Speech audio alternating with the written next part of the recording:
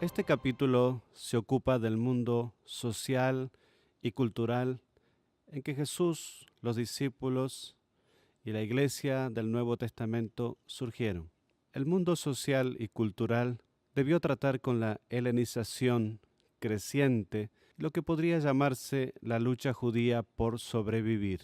Helenización significa la expansión de la cultura griega, que tiene que ver principalmente con el idioma, la filosofía y las costumbres. Esto empezó alrededor del 332 o 333 a.C., con la conquista del mundo mediterráneo por parte de Alejandro el Grande. Para cuando la Iglesia del Nuevo Testamento emerge en la sociedad, este proceso había asumido el control de la mente y el estilo de vida mediterráneo. Tal como uno podría considerar acerca de cualquier pueblo, los años de dominación extranjera también empezaron a afectar la constitución social y cultural del pueblo judío. La imposición de la cultura greco-romana y el idioma es un rasgo muy importante para la mente y la misma psicología del cristianismo del Nuevo Testamento. El término greco-romano realmente significa una combinación de la cultura griega y romana. Una de las cosas interesantes sobre este período de la historia es que cuando Roma llegó a dominar el mundo, tenían semejante aprecio, incluso fascinación, por la cultura griega, que en lugar de destruirla y reemplazarla, ellos la adoptaron. Un escritor dice que los romanos adoptaron y adaptaron la cultura griega. Por consiguiente, los eruditos hablaban del mundo o la cultura grecorromana en la cual apareció la iglesia primitiva. Los judíos del primer siglo también estuvieron bajo la dominación de Roma. Ellos estaban sujetos al control romano en cada área de su vida. La imposición de contribuciones, la ley, la constitución gobernante, las leyes de la tierra, la educación, incluso la vestimenta y la moda. De hecho, la cultura israelita fue tomada por la filosofía y el pensamiento de los valores romanos. Cuando esta influencia se fue mezclando con otras influencias paganas que infiltraron el imperio, es que uno puede entender cómo el judaísmo había confrontado un desafío serio. Los judíos respondieron de varias maneras a lo que podría llamarse una marea creciente de helenismo. Dos de ellas son bastante importantes y deben ser consideradas aquí. Una manera que los judíos respondieron fue con aceptación y acomodación. Esto significa que la clase alta, la nobleza judía o aristocracia, buscó acomodarse a la dominación romana para así poder mantener su lugar en la vida del mundo romano. Ellos tenían ventajas que otros no tenían y en lugar de perderlas en vista de su herencia judía, ellos aceptaron y se acomodaron al estilo romano. Esta es la forma en que los saduceos respondieron a la dominación romana. Los saduceos eran la aristocracia gobernante en Israel, probablemente tenían más que perder si hubieran tratado de mantener su herencia judía. Así que respondieron con la aceptación y el acomodamiento. Una segunda manera en la que algunos judíos respondieron a esta marea creciente de helenismo fue a través del rechazo y la rebelión. Hubo dos formas principales: celotismo y fariseísmo. El celotismo fue un movimiento de resistencia que a veces tomaba las dimensiones de un movimiento de guerrillas. La palabra celote se refiere a una disposición o una actitud. El término realmente viene de una palabra que significa hervir o bullir, así que el celotismo es actitudinal o disposicional por naturaleza. Los celotes tomaron medidas sumamente violentas para derrocar la dominación romana. Creyeron que el verdadero judío estaba sujeto solamente a Dios y ciertamente no al César. César Augusto estaba siendo adorado como un dios. El emperador romano César Augusto, al que se refiere la Escritura en el relato de la Natividad, es Octavio, quien llegó a ser emperador de Roma en el 31 a.C. Hubo una lucha de poder entre Octavio Antonio, no mucho después de la muerte de César. Octavio tuvo éxito en la batalla de Actium en el 31 a.C. La república dejó de existir, el imperio romano había empezado un periodo de gran opresión y por este tiempo el emperador romano fue considerado como un dios. Esto era, por supuesto, completamente desagradable y blasfemo a los celotes. Ellos consideraron el pagar impuesto a César o al emperador romano como una colaboración con el enemigo. Para los celotes, el único romano bueno era un romano muerto. Desde aproximadamente el 35 a.C. hasta el 135 después de Cristo, la rebelión incesante y el terrorismo reinaron a lo largo de Palestina, motivada por los celotes. Su rebelión fue muy parecida a la revuelta macabea durante el período sirio. El rechazo y la rebelión fueron un estilo de vida permanente. Otro ejemplo de rechazo, pero no de tanta rebelión, fue el fariseísmo. El origen de los fariseos ocurrió durante el período intertestamentario. Ellos llegaron a ser el pueblo del libro, después de que el templo judío había sido destruido por los babilonios y cuando la sinagoga había llegado a ser el foco de la vida religiosa y social judía.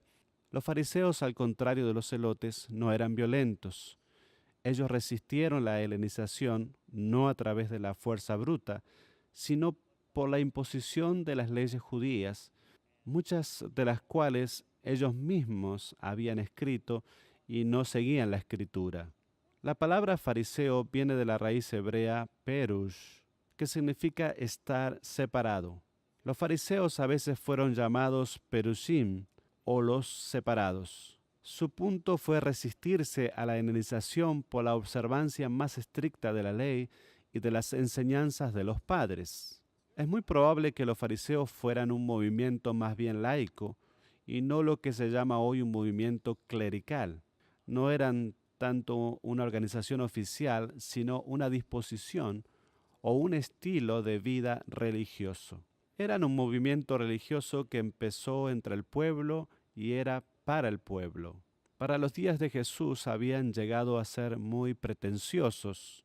Se habían vuelto tan egocéntricos que el pueblo judío común los ridiculizaba en la calle o tenía muy poca consideración hacia los fariseos. A los ojos de los fariseos durante este período, los saduceos y el ministerio del templo habían comprometido completamente la ley. Creyeron que los sacerdotes habían perdido su derecho de interpretar la Torá, los primeros 5 libros de Moisés, o el corazón de la ley. Se ubicaron ellos mismos como los únicos intérpretes autorizados de las Escrituras. Se refirieron a estas muy frecuentemente en cuanto a su función a Éxodo 19, 5 al 6. Estos versos formaron el fundamento de su programa. La Escritura dice: si ustedes ahora me son del todo obedientes y cumplen mi pacto, serán mi propiedad exclusiva entre todas las naciones. Aunque toda la tierra me pertenece, ustedes serán para mí un reino de sacerdote y una nación santa. Este pasaje de Éxodo sirvió como el mandato, la plataforma para el pensamiento, la vida y el programa de los fariseos. Sería positivo asegurar que los fariseos se consideraban a sí mismos un reino de sacerdotes que tenían que guardar todas las regulaciones de pureza de la Escritura. Ellos creyeron que la ley debía practicarse muy cuidadosa y escrupulosamente por todos, no solo con respecto al ministerio del templo, sino todos los días y en cada lugar. Buscaron proteger a Israel aislándose de la helenización y cualquier otro paganismo a través del retirarse a la ley. Al principio los fariseos no se estaban refiriendo a la higiene personal o a estar sucio cuando hablaron de pureza. Esto llegó a ser cierto en los días de Jesús. Para los primeros fariseos, pureza significaba observación de los requisitos religiosos, hacer lo que estaba autorizado por la ley judía en el momento y en el lugar correcto y con la actitud correcta. Pureza entonces se refería más a la relación personal con Dios, observando legalismos y nada más. Uno de los problemas fue que los fariseos hicieron de esta pureza, de esta adhesión a la ley, de este seguimiento, un código estrictamente legalista o un requisito previo a la gracia de Dios. Uno podría ganar favor con Dios no cumpliendo las complejidades de la ley u otras leyes extrañas que se ofrecieron al mismo tiempo. Entonces la pureza no era una cuestión periférica, no era una cuestión académica, era una cuestión de vida y muerte religiosa, porque la pureza de la observancia de la ley tenía que ver con la relación de uno con Dios. La pureza para los fariseos llegó a ser el corazón de la lucha de Israel contra la dominación extranjera. Fue una manera de lograr la liberación de la cultura que estaba siendo impuesta sobre ellos. Esta comprensión de la vida religiosa que los fariseos ofrecieron había alcanzado consecuencias para Israel. En primer lugar, la comprensión farisea de pureza significó hacer o no hacer lo requerido por la ley y así llegar a ser diferente de los gentiles. Los gentiles no seguían la Torah y por consiguiente ellos eran impuros. Eran impuros porque no estaban en una relación correcta con Dios. La obediencia a la ley ya no se pensó en los términos de ser como Dios, sino realmente diferentes de los gentiles. Esta se volvió una insignia de identificación y de honor para los fariseos. En segundo lugar, ya que Dios había separado a Israel de todas las otras naciones, los fariseos creyeron que Israel tenía la obligación de estar separada de todo lo que era impuro. Por ejemplo, un verdadero israelita debía comer solo aquello que estaba limpio y entrar en contacto solo con lo que estaba ceremonialmente limpio. Probablemente la forma más extrema de separatismo fue encarnada por un grupo llamado esenios, que vivió en el lado occidental del Mar Muerto, en una región llamada Qumran. El nombre Qumran fue la ubicación del descubrimiento de los pergaminos del Mar Muerto. El pueblo de la comunidad de Qumran no solo se separó del mundo gentil, sino del otro mundo judío que no estaba de acuerdo con ellos en sus percepciones de la ley. Para aquellos en Qumran, los esenios y otros como ellos, no solo el gentil era sucio, sino todos los judíos que no veían como ellos lo que estaba impuro, consideraron al sacerdocio de Israel como corrupto, al templo como sucio y a los ministros en el templo como estar ceremonialmente impuros. Todo lo que antes había sido tan importante para ellos, ahora era una abominación. Se llamaron a sí mismos los hijos de luz. Su agenda confesa era derrocar ceremonialmente a los hijos de la oscuridad. La polarización y la fragmentación social se desarrollaron muy rápidamente en Israel. Aquello que había comenzado bueno y sano había degenerado considerablemente en egoísmo y autoelevación. Para el tiempo de Cristo, grandes segmentos de la sociedad en el mundo judío estaban alineados entre sí. Había, por ejemplo, la comunidad helenizada, representada por los saduceos, quienes se acomodaron y aceptaron la dominación romana, y estaban los celotes que completamente la repudiaron, se sublevaron y se rebelaron contra ella. Estaban los fariseos, que rechazaron a todos los que eran ceremonialmente impuros, y finalmente estaban los esenios con la comunidad de Qumran, que no solo rechazaron a los gentiles, sino a los otros judíos, cuyas perspectivas eran un poco diferentes a las suyas propias. Quizás uno podría decir que una segregación intercultural e intracultural se habían establecido desde que escrupulosos cuidados estaban siendo tomados para separarse a sí mismo de los gentiles y de los hermanos no judíos. Jesús vivió entonces en una sociedad completamente mixta, y cuando el lector abre las páginas del Nuevo Testamento, se encuentra observando esta situación.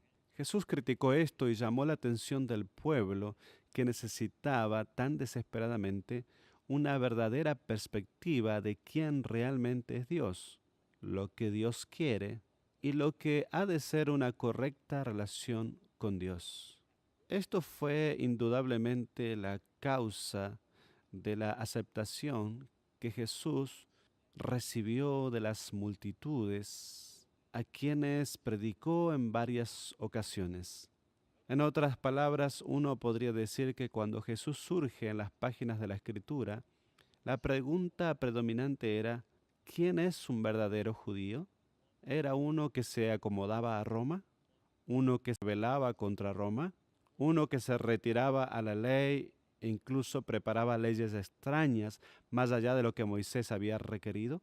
¿O pudieron haber sido aquellos que se separaron de todos los otros, que tenían cualquier grado de diferencia con las perspectivas sobre la ley religiosa que estaba sobre todos? Para este tiempo, la aceptación por parte de Dios no era una simple pregunta teológica, era una pregunta sobre la identidad nacional.